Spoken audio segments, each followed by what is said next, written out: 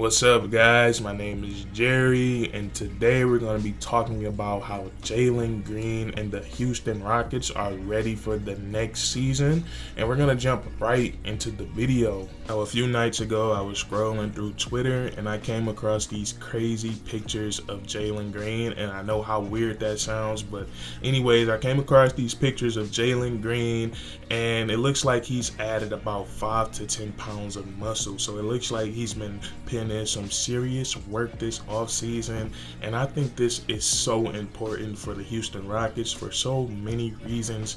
Reason number one, coming into last year's NBA draft, Jalen Green was a great prospect, one of the best scorers in his draft class, and he could pretty much do everything on the offensive side of the ball, and he's a very solid defender. Me personally, the only thing that I could critique about Jalen Green is his body frame. You know, he just needed to put on some more muscle, and I didn't think that he was going to do it this early in his NBA career. Usually we see guys add up, we see them add that muscle over a longer period of time, 3, 4, 5 years. We see how long it took Giannis Antetokounmpo to add that muscle onto his body, but Jalen Green, he has already started to work on adding additional muscle to his body frame, and this is going to help him so much in NBA games when it comes to driving to the rim, when it comes to taking contact and getting to the free throw line. And you got to think about it, he was already great at these things in his rookie season, and now he has additional muscle and additional padding to help him with those things. And another reason that this is important is that it sets the tone for the rest of his teammates for how things are going to be over the next couple of years. And let me tell you guys what I mean when I say he's setting the tone for the rest of his teammates.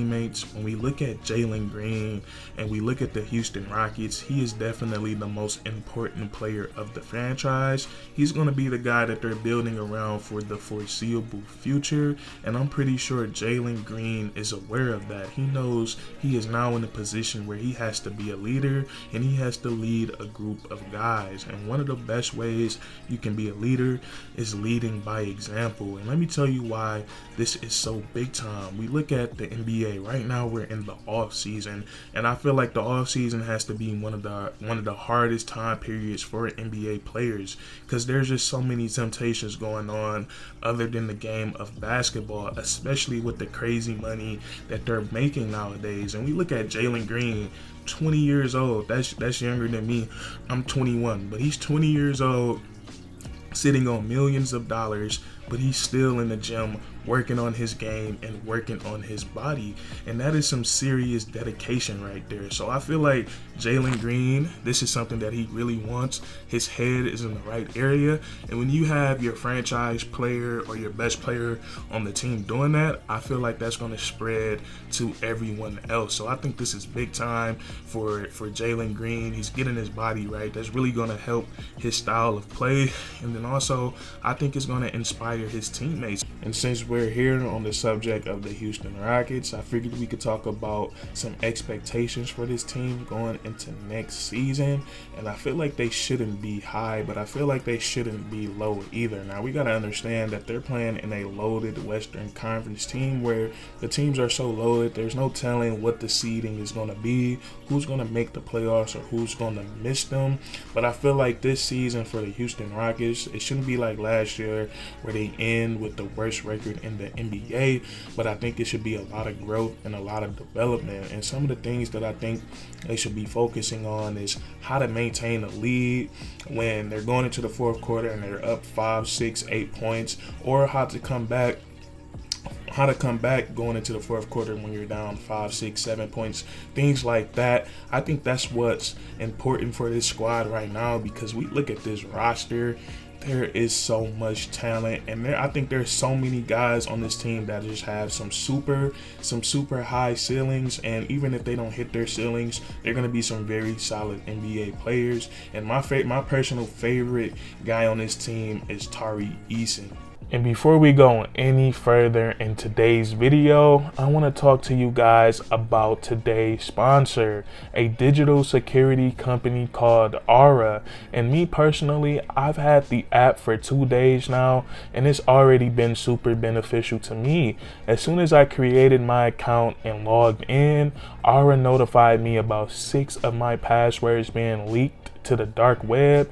And what I love about this app is that it was very easy for me to identify what those 6 passwords were, and I was able to change them immediately. And the cool thing about Aura is that they don't just monitor leaked passwords, but they also keep an eye on your email, your social security number, and your credit card. They make sure none of these things are surfacing on the dark web, and if they do find anything, they send a notification to your phone or your email so you can get things taken care of as soon as possible. And what I love about this app is that it's very convenient, but it's also super cool and easy to use. And thanks to my partnership with Aura, you and your family can get a free 14-day trial to try the app for yourself and make sure that any of your information is not out on the dark web. All you have to do is go to aura.com/champion, and that link will also be in the description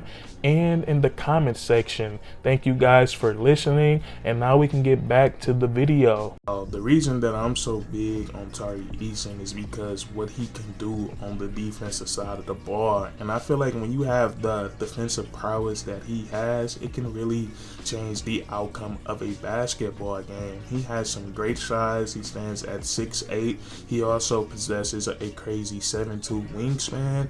And on top of that, in this year's draft class, he measured for the biggest hand. So he's giving some real Kawhi Leonard vibes on the defensive side of the ball. And he can essentially, I could see him one day in the NBA guarding 1 through 5. Once he gets some experience, learns the ropes of the NBA, he could be that type of defender.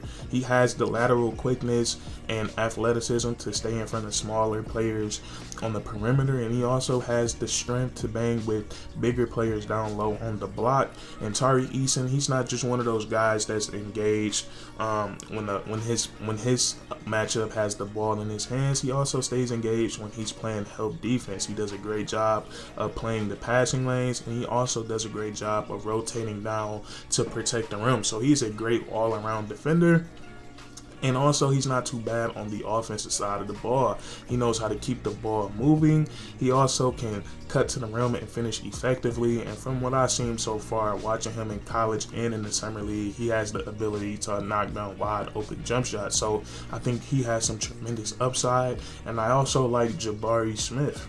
Now, even though Jabari Smith was the number 3 pick in this year's draft, I still consider him to be a steal. I thought it was no way that he fell to number 3. I honestly thought that he was going to go number 1, but he fell to number 3 to the Houston Rockets, and I feel like this guy is exactly who they needed. I feel like offensively, he's going to be able to come in and fit right into their system, and I think this is so important because we know the Houston Rockets, they already have 2 perimeter guards who can play effectively with the basketball in their hands. So I feel like they didn't need a guy like Paolo Banchero, who loves to have the ball in his hands. But Jabari Smith, I feel like he's going to open so much up for those 2 guys and vice versa, because he is a great 3-point shooter. And at his size, 6'10", we don't really see nobody who can shoot the basketball at the clip that he can shoot it. He has this rare ability to where he can run off screens and run off pin downs. He can catch the ball, and so quickly he turns and shoots the basketball. So it makes his jump shot really hard to contest. You gotta remember, he has that great length as well, and he's another player offensively. He just has some tremendous upside. He gets compared, his upside gets compared to guys like Paul George and Kevin Durant, and that's mostly due to his mid-range pull up. Once he gets to his spot and raise up, there's nothing you can do to contest it because his release point is just way too high. So, and he's also a very tenacious defender, just like Tari Eason. He's another guy that I can see guarding 1 through 5. And this is another reason why I'm like the Houston Rockets. Their future, this core that they have is very scary.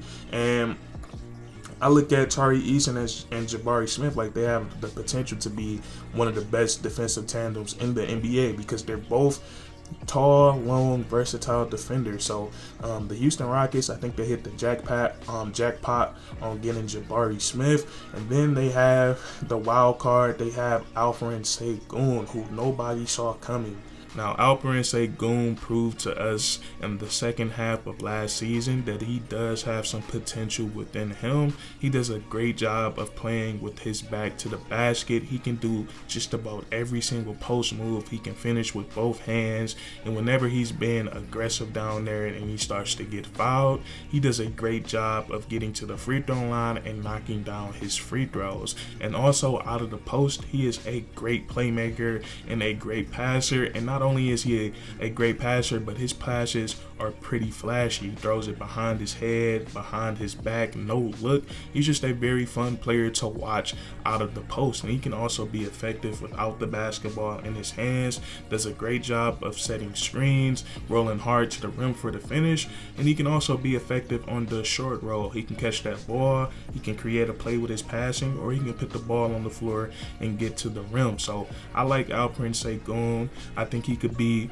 one of the better big men in the NBA today, and this Houston Rockets team is really starting to fill out, and I think it all starts with Jalen Green, him putting in that off work this season. That is very important. But that's going to be it for this video.